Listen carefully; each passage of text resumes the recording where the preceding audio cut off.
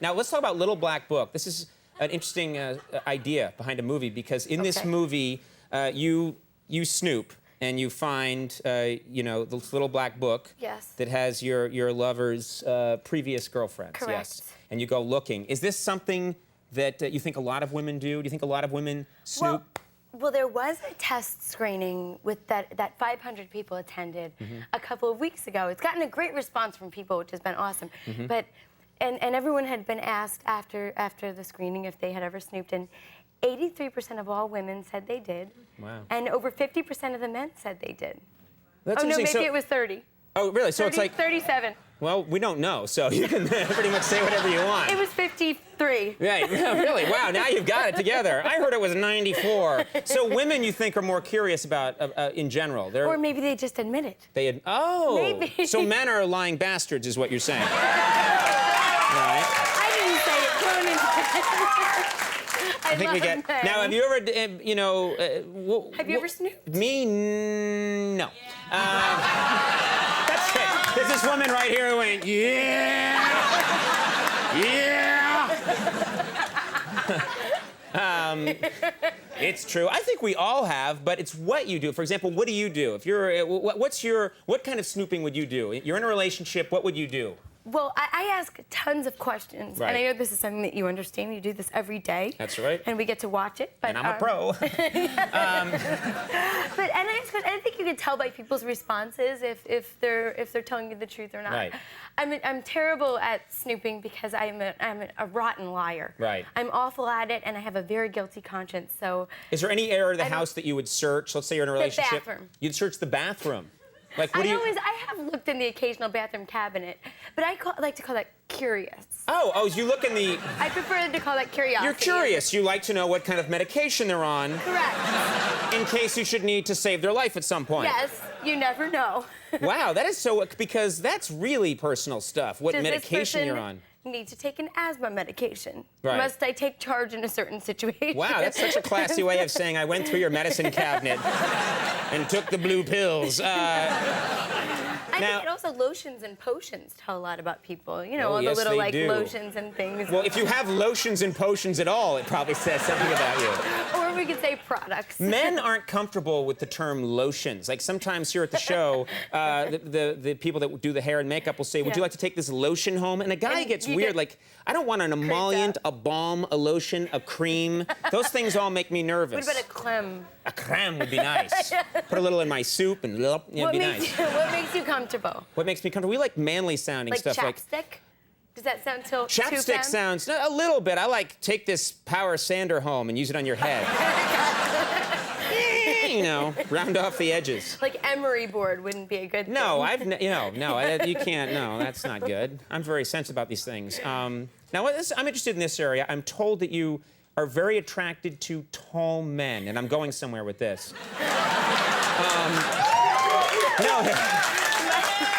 You have gone out with a lot of tall guys, is that right? I have, that's true. I've had 5 boyfriends and a fiance, all exes, and most of them were quite tall. How tall are we talking here? My ex was 6'4". 6'4". How tall are you?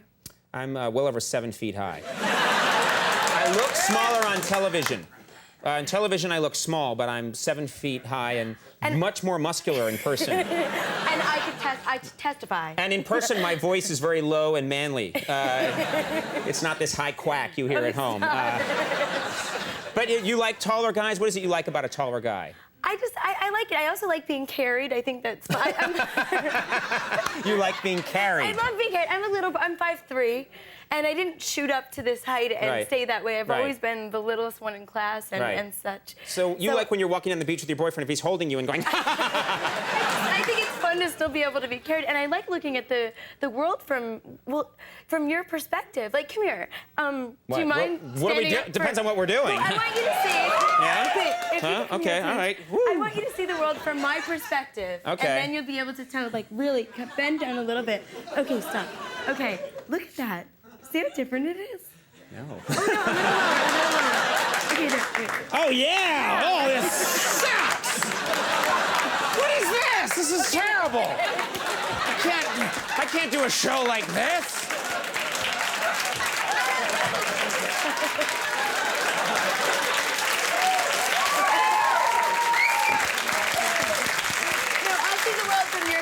perspective. Can you see the world from my perspective? This is what I see when I walk Now around. you stand normal, please. Okay, normal. See, this is extraordinary to me. Now I see all the cameramen. Right.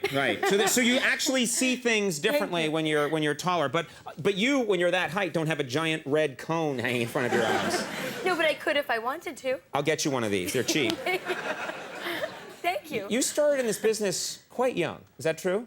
Yes. How you were 13? I was 13 when I started doing this professionally, yeah. And you were doing commercials. Yes. Well, 12 and a half doing commercials for about 6 months. I had been wanting to do it for a while, but I lived in New Jersey, and I asked my mom, I saw a picture of a child's headshot on the corkboard at my dance studio, and I had asked and I knew he was in commercials, and I'd asked my mom to take me into the city. I knew there was this place, a city right over the river, where you could see, you know, you could be on TV.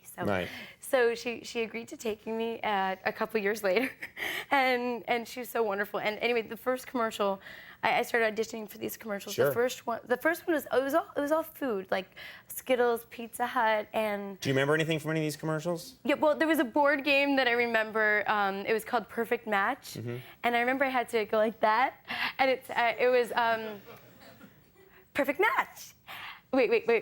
Hold on a second. Perfect Match. The incredible new board bait. Wait. Board bait. Perfect And you match. got this job. The new board bait. I'm kidding. Go ahead. And action. Perfect Match. The incredible new board game from Parker Brothers, where your friends ask you totally personal questions. It was like that. Now, what is this that happens at the end? It will cure your twitches. It was something that I probably did on the audition, and they kept on asking me to do it. Yeah, you could do it once, and now it's probably like burned something that I did, and they said, dude, and that's what I remember. burned into your mind. Big curly side ponytail. I like the twitch to the side, though. That's pretty cool. It's cute. Awful. I'm going to do it now on the show. Welcome to Late Night. Just to see if it helps. It might help. Where I can ask you totally personal questions. I'm going to get this game. Now, we have a clip here from the movie. What do we... You're like, oh, right, I'm here to talk about a movie. No. I tend to get people off topic. Little Black Book. Little Black Book. Yes. What do people need to know about this clip? Tell us what's going on here. Well, you had Josie Marin on the show. Yes, we did. And this film is where I discover that my character, Stacy, discovers that her boyfriend has omitted some information. She just got a job working at a reality show a la Jerry Springer-esque called The Kippy Can Show, which Kathy Bates plays Kippy Can. Okay. And she's sitting at home watching the format of the show so she could study it and learn it. And this is where she learns some stuff. Yes, Okay, and we'll see what. Let's take a look at this clip from Little Black Book. You heard Lulu Fritz barfing. Yeah, a couple times. Nasty. You think I'm gonna need a sweater in Detroit in May? What? You don't feel compelled to explain further? We dated a little. I told you that, didn't I? Let me think. No. Yeah, that's probably because we don't sit around talking about past relationships. She was a relationship. Come on, Stace. Yeah, we do. You told me about that med student you dated right before me. It's history. It's over. The past is past. That's before the past was a supermodel that barfed quietly. All right, shut it off, okay? Look, if you have to know, we had problems in bed. Hallelujah. Just what you want to hear. Little Black Book opens tomorrow. You know, it was really delightful having you on the show. It's an absolute pleasure. Yeah, you're a lot of fun talking to... being here. Yeah, well, thank and being you. had. Well, there you go. Brittany Murphy. Very cool. John Show, Conan will take a break. We'll be right back.